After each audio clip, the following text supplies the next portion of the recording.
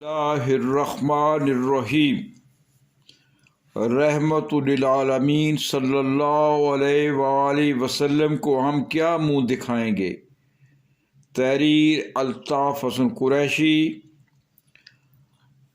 आज 12 रबीउल अव्वल है और इस्लामी दुनिया में ईद मिलादुन्नबी का रूह परवर समा है।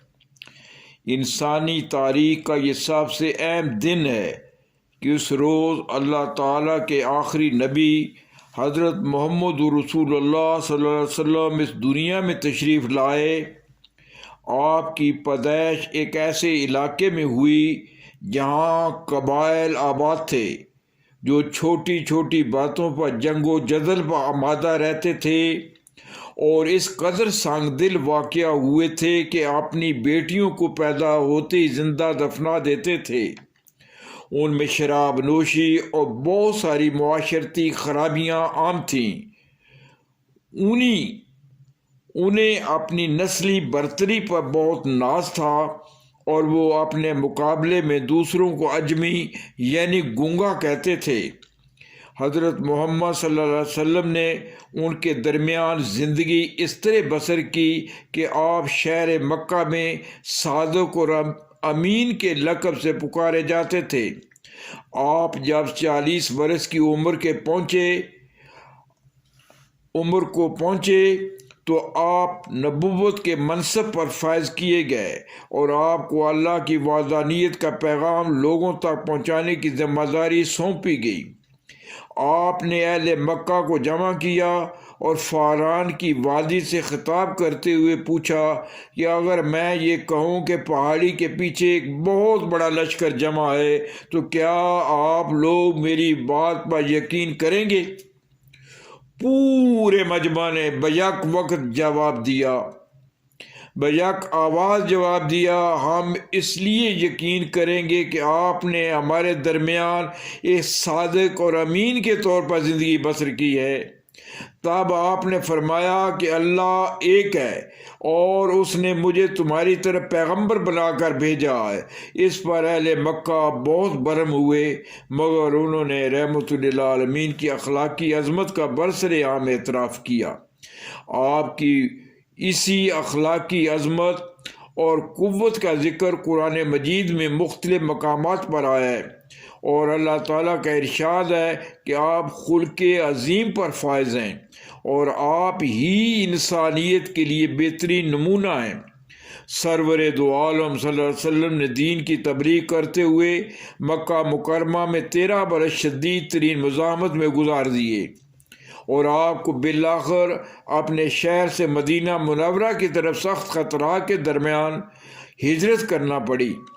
दुश्मनी और अदावत के इस इंतहाई पुराशोब अहद में आपने अपने अखलाक व करदार और इस्लाम की सादा और हयात आफरीन तालीमात के ज़रिए ज़हनों और दिलों को मुसख्खर करने का अमल बड़ी खुश असलूबी से जारी रखा, जिसके असरात मदीना मुनव्वरा तक पहुँच गए। मदीना मुनव्वरा पहुँचकर आपने मवाख़ात, इंसानी अज़मत, अदल इंसाफ और अल्लाह की आतात पर एक बेमिसाल रियासत कायम की। आपने हज्जतुल विदा के मौका पर इंसानी हकूक़ और आज़ादियों का आलमगीर चार्टर अता फरमाया। आपने इंसानी तारीख़ का सबसे बड़ा इनकलाब अखलाकी ताकत के ज़रिए बपा किया, जिसके तहज़ीबी और तमदनी असरात 4 वांगे आलम में महसूस किए जा रहे हैं। यूरोप के फ़लसफ़ी, दानिशवर और हुक्मरान कुरान की हक़ानियत से मुतासर होकर हल्का बगोश इस्लाम हो रहे हैं। अगरचे मनफी ताकतें भी सरगर्म दिखाई देती हैं। रहमतुल्लिल आलमीन हज़रत मोहम्मद सल्लल्लाहु अलैहि वसल्लम का सबसे बड़ा कारनामा ये है कि आपने एक इंतहाई मुख्तसर मुद्दत में जज़ीरतुल अरब की पूरी काया पलट दी थी। वो कबायली मुआशरा जिसमें हर शख्स दूसरे शख्स का जानी दुश्मन था, इसमें ऐसा इनकलाब बर्पा हुआ कि वो एक दूसरे के भाई बन गए। बेटियों को जिंदा दरगोर करने वाले इन्हें सबसे ज़्यादा अजीज़ रखने लगे।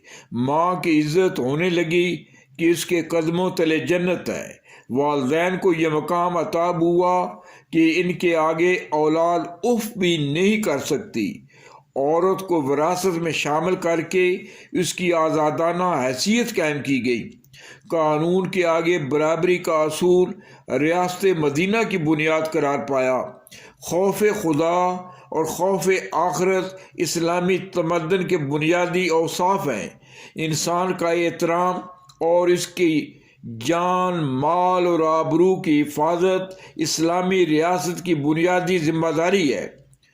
دشمن کے ساتھ بھی انصاف کرنا، پڑوسیوں کا خاص خیال رکھنا، شہریوں کو تعلیم و تربیت کی سہولتیں فراہم کرنا، معاملات میں امانت و دیانت اور ایفائے عہد کو بنیادی اہمیت دینا اسلام کی معاشرتی زندگی کے بڑے بڑے ستون ہیں۔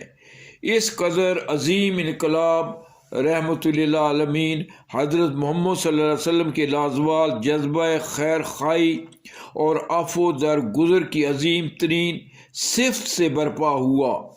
مسلمانوں کا عقیدہ ہے کہ جب تک وہ حضرت محمد صلی اللہ علیہ وسلم کو اپنے ماں باپ، اپنی اولاد اور اپنے مال و متاع سے زیادہ عزیز نہیں سمجھیں گے وہ مسلمان ہی نہیں ہو سکتے، اور نبی آخر الزمان کی شان میں کوئی گستاخی برداشت نہیں کر سکتے۔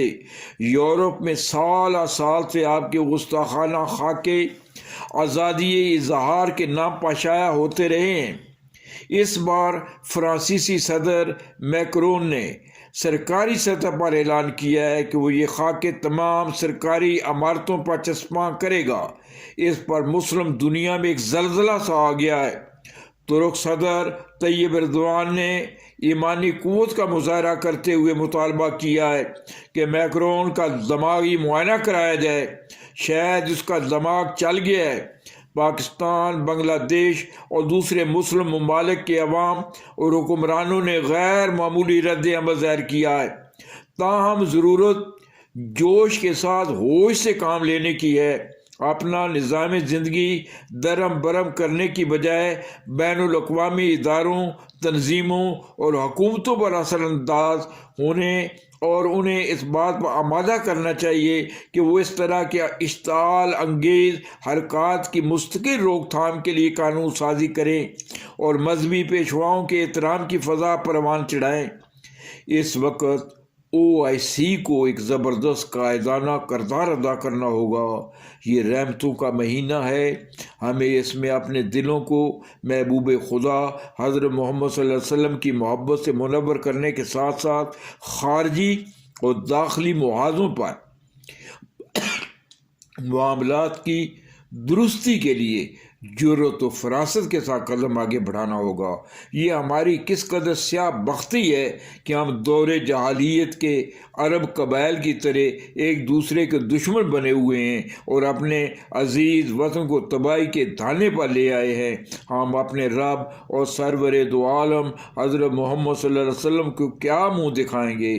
منشا قاضی، حسب منشا، YouTube چینل، لاہور۔